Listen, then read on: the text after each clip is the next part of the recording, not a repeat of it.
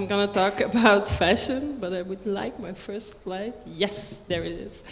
Fashion. When we think about fashion, we think about high fashion, luxury goods. We think about Chanel. We think about beautiful people, beautiful clothes. We think about the fashion shows that are going on right now in Paris, Milan, New York, London. We think about the front row people, but fashion is of course also high street fashion. And we all know H&M. We know that it's affordable, good clothing. It's trendy clothing. There is an abundance of it, and it's no big deal that it doesn't last like for ages. It's there, it's cheap, and you can buy tomorrow another one. It's called fast fashion, and Zara they shook up the fashion industry because what they did is they innovated the supply chain management. And so for the first time, it is possible to have a design within your stores in 4 weeks. 4 weeks. Before that, it took like 3 to 6 months. But fast fashion is like fast food. It has a cost. And it has an environmental cost. If you consider that one jeans uses 2,000 liters of water, and only in the UK we sell 3 jeanses every second, you know that it has a huge impact not only on the environment but also on the ethical issues, because people make clothes. You can innovate it, there is technology involved, but in the end, clothing is highly labor intensive. Add to that the global crisis, and we all know that we are in an economic crisis. It is a very hard industry for young designers to start in. It is highly capital intensive. They need to position themselves, and people can find clothing everywhere. That explains why there are so many bad stories for the moment.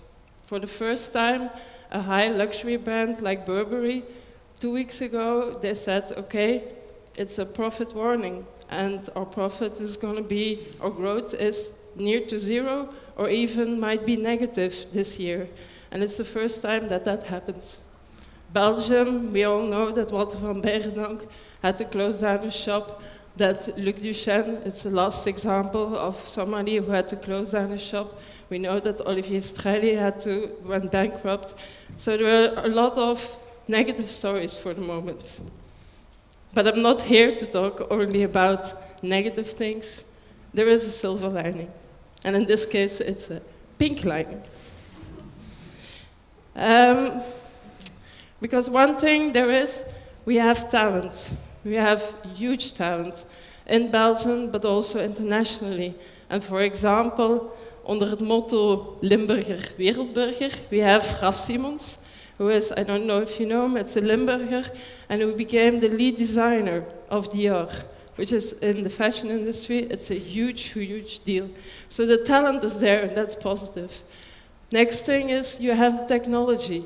The technology is, for the first time, it is possible to innovate the industry and to sell items online. It's not perfect yet. You can see the numbers compared to the total retail industry. It's only 9%, but it's growing. So there is the potential. And there is a change in customer behavior. Like Vivienne Westwood said, buy less, choose well, and make it last. And so there is, people are trying to go away from fast fashion and try to do things that are more sustainable. These are a few examples who use these trends. For example, the Real, what do they do? It's like a big online second-hand store. They say, okay, you have designer clothing. Designer clothing is, by essence, it's made to last. So you can sell and buy your designer clothing. Technology. We all know that technology creates opportunity, and within the fashion retail experience, this is a subway in Hong Kong, and it's for people, they're waiting for the subway, they do their groceries, and in the evening it's sent to their home. So it's a perfect example of how technology will impact the fashion retail, and not only fashion, but retail. This is we talked about crowdsourcing and the great things that the people from Mobile Vikings are doing to involve the crowd.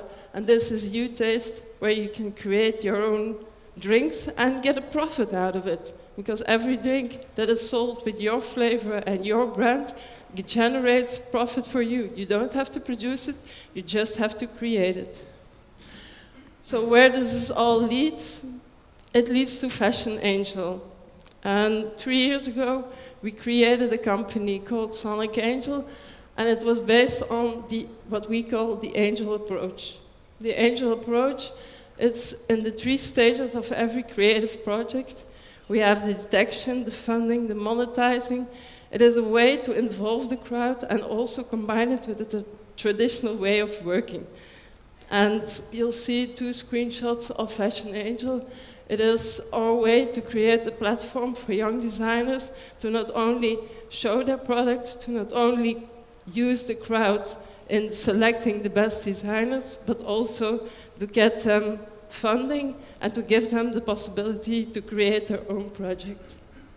So this was what I had to say, and if you want to contact me or talk to me about Fashion Angel, Sonic Angel, or Film Angel, you're welcome to do so. Thank you very much.